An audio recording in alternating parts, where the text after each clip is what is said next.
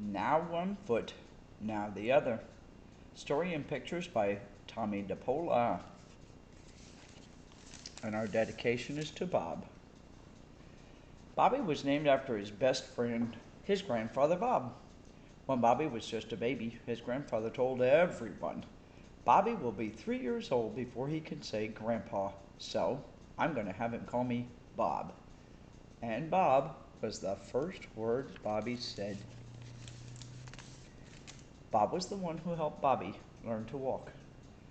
Hold on to my hands, Bobby, his grandfather said. Now one foot, now the other.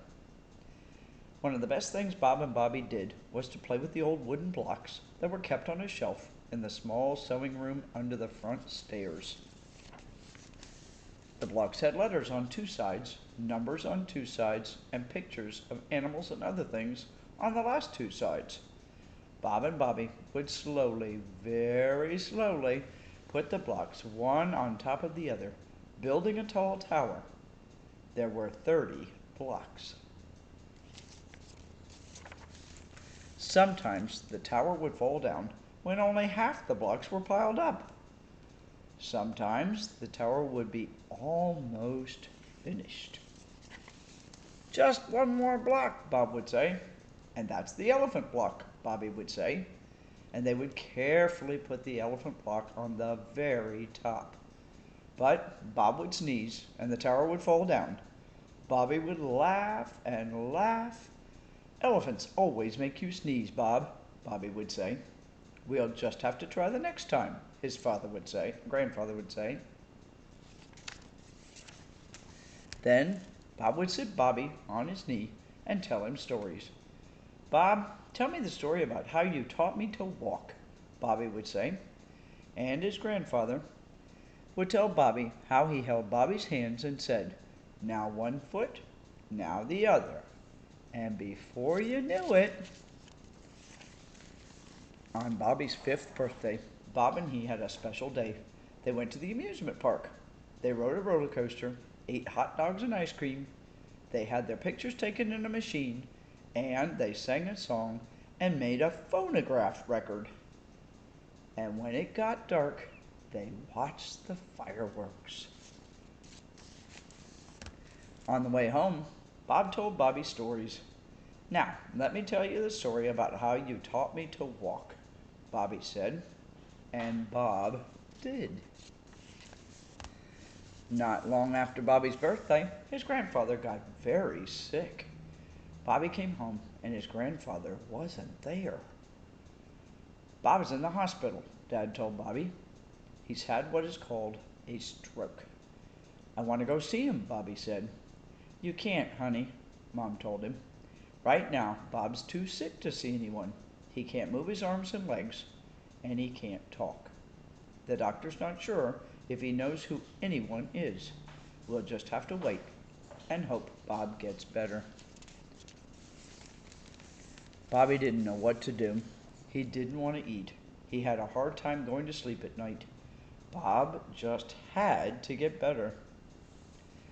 Months and months and months went by. Bob was still in the hospital. Bobby missed his grandfather. One day, when Bobby came home from school, his father told him that Bobby was coming home. Now, Bobby, Dad said, Bob is still very sick. He can't move or talk. When he sees your mother and me, he still doesn't know who we are. And the doctor doesn't think he'll get any better.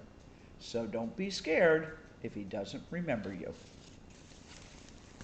But Bobby was scared. His grandfather didn't remember him.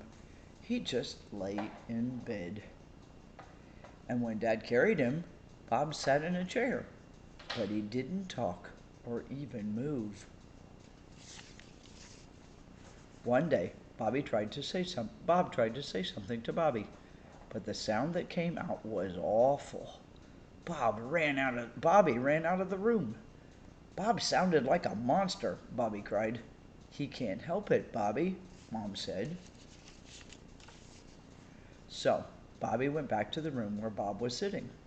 It looked like a tear was coming down Bob's face. I didn't mean to run away, Bob. I was scared. I'm sorry, Bobby said. Do you know who I am? Bobby thought he saw Bob blink his eye. Mom, Mom, Bobby called. Bob knows who I am.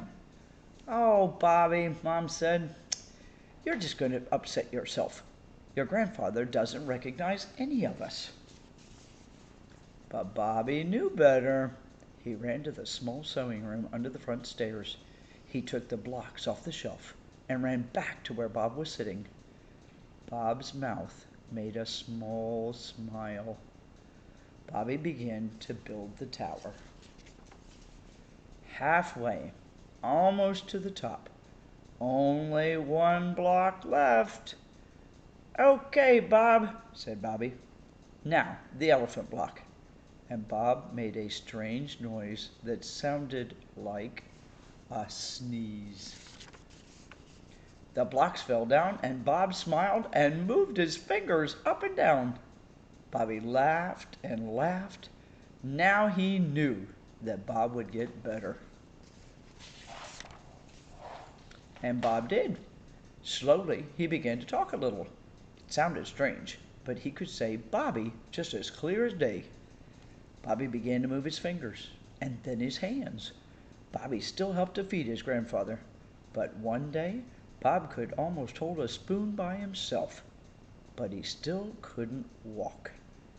When the weather got nice and warm, Dad carried Bob out to a chair set up on the lawn. Bobby sat with him. Bobby, Bob said, story. So Bobby told Bob some stories. Then Bob stood up very slowly. You, me, walk, said Bob. Bobby knew exactly what Bob wanted to do. Bobby stood in front of Bob and let Bob lean on his shoulders. Okay, Bob, now 1 foot. Bob moved 1 foot. Now the other foot. Bob moved the other.